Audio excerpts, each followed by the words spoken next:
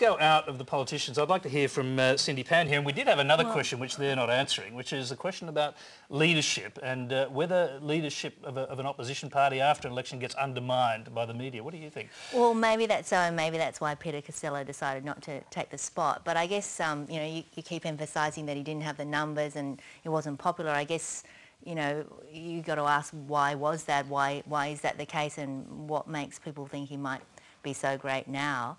And I mean, I don't really follow politics very much, but just from the little bit I hear, it seems like he's choosing between secession, and the success of his book, and that sort of, you know, from someone who's not like very engaged in politics, I can't help finding that seems a bit cynical. Like he doesn't want to make a decision until his book comes out. Well, what's that got to do with it? Yeah, actually, that is a very, very acute question. I'm going to, George Manners, just very briefly, I'd like to hear you on that point, because I think it's the first time in memory that the leadership of a political party has been held hostage to a book deal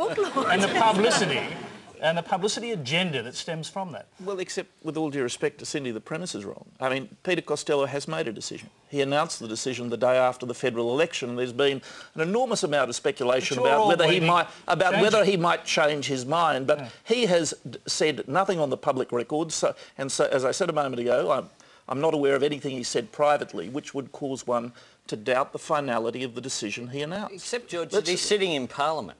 He's sitting in Parliament. He hasn't given a speech. He hasn't asked a question. He has done nothing.